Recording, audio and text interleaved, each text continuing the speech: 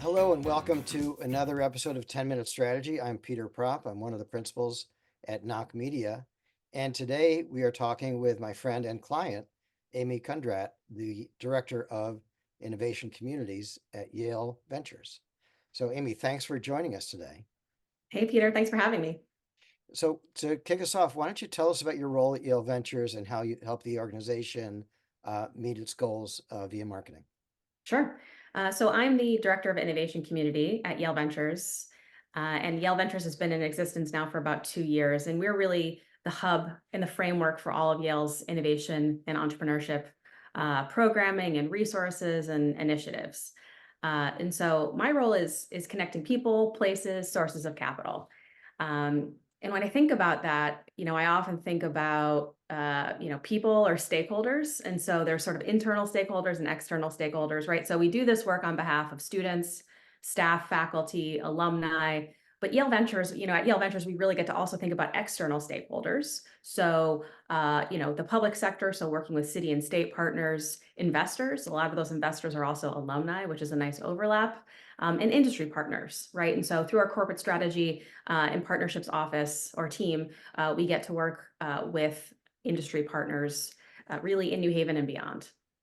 Right. And so, when I think about marketing, especially at Yale Ventures, we do events and storytelling, yeah, partnerships, and we work with a lot of, as I mentioned, those different stakeholders across many different channels. And so when I think about that, I mentioned the internal and external stakeholders.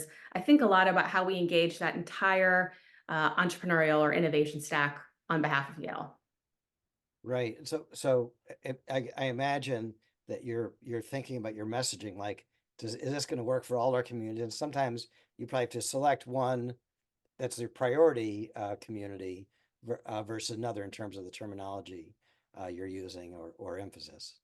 Sure, I think targeting audience is incredibly important, but it always comes back to the why, and the why for us is our mission, which um, you know, uh, is really what drives everything. So it's helping Yale innovators impact the world's greatest challenges. So it always comes back to that. And then when we think about how to reach those audiences, of course, we think about specific messages and of course channels. And that's one of the challenges with marketing, especially in 2024, is there's this proliferation of channels and eyeballs and places to get eyeballs. And so that's always the biggest challenge for us is, you can't be everywhere. And so you really have to be strategic in thinking about, who are those target audiences, where can you find them, and obviously aligning those messages. Right. So can you talk about a particularly successful marketing program you've led within the university, and what was the sort of keys to making it successful? Sure. You know, I've had the opportunity to work at Yale now for over 10 years. And when I first started, I worked for the Yale School of Management. And at the time, the dean was Ted Snyder, and he helped to launch something called the Global Network for Advanced Management. And when I think about a successful campaign, something that really engaged across stakeholders, as I mentioned, key messages, um, and was really kind of on mission. I think a lot about the work we did for Dean Snyder to launch the global network. So, for a couple of examples, would be we launched with an opening conference with key opinion leaders and thought leaders.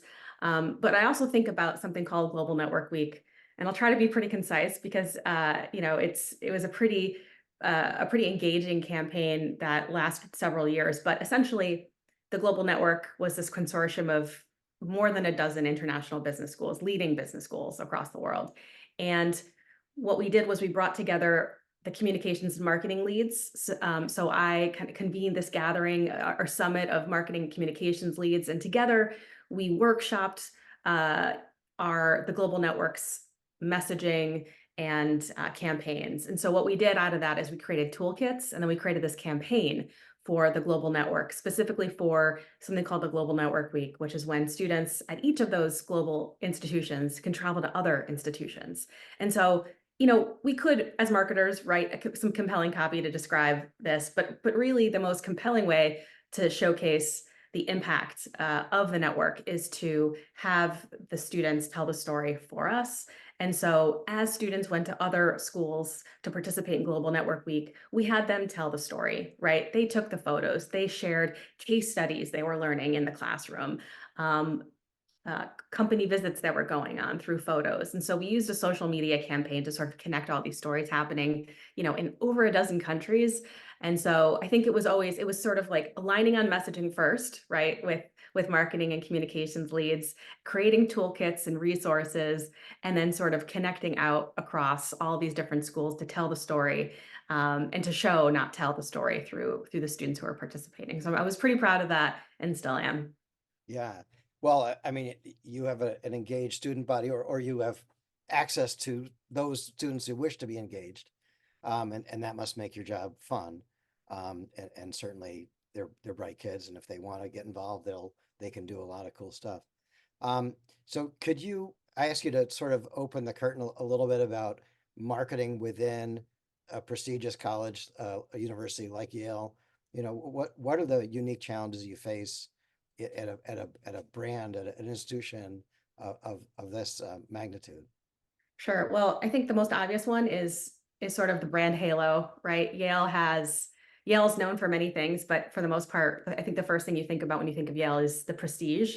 And so that is both a blessing, and I don't want to say a curse, but it's a responsibility. And we all at Yale, especially as communicators, take that responsibility. We don't take it lightly.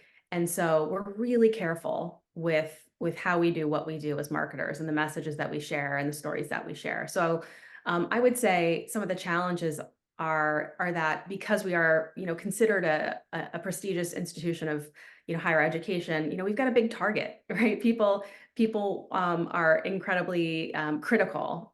And so we have to constantly make sure that we're living up to that reputation. So that's really the challenge. But it's also an opportunity. I often call working and learning and being at Yale an embarrassment of riches, because there's just so much to engage in if you're curious, right? If you're intellectually curious, and really interested in this interdisciplinary, these interstitial places in higher education, Yale's a wonderful place to explore and to be. Yeah. So the final, sort of business question is about leadership style. You are working across the university, dozens of organizations and individuals. Talk about your leadership style. How do you make sure you get stuff done? Sure. Well, I think, maybe a good segue from the previous question to this question that I should have mentioned also is just silos, right? Silos are inevitable at, in large organizations, whether it's higher education or a corporation. So kind of busting out those silos is incredibly important, whether you're, marketing on behalf of a academic institution, or you're managing a team, et cetera. So, what's my leadership style? I remember when I was in business school, I was much more introspective on this topic, right? Trying to strengthen those skills. And I still am. But I think if I could sort of boil it down to a couple of points, I would say one, it's just meeting people where they're at. And maybe that's not surprising given that I've just been doing marketing now for 20 years. I think as a marketer, you have to meet people where they are. And as a manager, I think it's probably most effective to meet people where they're at. And what do I mean by that in terms of managing? I mean, not everybody loves high touch daily, daily communication, whereas others really do and need that kind of constant, communication to sort of, and feedback, right? And so feedback is incredibly important, and learning how to give good feedback is incredibly important. But being a manager isn't just giving feedback and delegating, because you're hiring people that should be better at certain things than you are, right? And so I think it's also receiving feedback. As a manager, I think it's almost as important as a manager to receive feedback and know how to solicit that feedback than give feedback. And so that's something that I work on, I wouldn't say daily, but frequently, right? Is just making sure that people feel comfortable enough to give me that feedback. And then, I'll also mention that in order for a team member, colleague, or someone who reports to you, you report to, that in order to feel comfortable enough to give that feedback, there's this phrase called psychological safety. And I think it's really important to create a culture, whether it's, you're a small team or an organization, that is a safe place to surface concerns, disagree openly, but, in a respectful way. And it's not all about disagreement, right? But it's just, an open forum or creating an open forum to be able to communicate. I think about when I was thinking about this question, I was also thinking about something called the Abilene Paradox, which is, definitely Google it and you'll find some great examples. But it's essentially when a group of people appears to come to this unanimous decision. However, none of the people in the group really want that to happen, right? The thing that they've kind of converged on. So simply put, it's just, there is no such thing as go along to get along. And, we've all been in situations where that's happened, right? We just sort of go along to get along. And I strive to be, or to at least cultivate a team or teams where you don't need to, you can voice your concerns in a safe way. And so I think about that example often. Yeah, I think related is, I've often said to my teams, back in IBM days, like, is this project that I'm asking you to do, is this something that's in your wheelhouse? Is it something you're comfortable with? Is there any reason that I should be giving this project to someone else? Because I don't want to be assigning you something that you've got to go learn how to do it and then do it, and then it might not be the greatest. Like, let me know if you're not the right person for this, let me know who is, or we'll figure that out. 100%. I mean, you want, I think that reminds me, it's important to hire not really for function necessarily, but for fit. It's important when you're thinking about assembling teams, not all teams really, but a lot of teams, thinking about fit is incredibly important. Yeah, that's definitely what that made me think of, about. Cool. All right, so now it's time for the bonus question. You're well known throughout Connecticut as one of the experts on New Haven pizza. Now my personal favorite is modern, but I also like 631. So both of them just are great. Regular cheese pizza or pepperoni, but what's your favorite spot, and what do you order?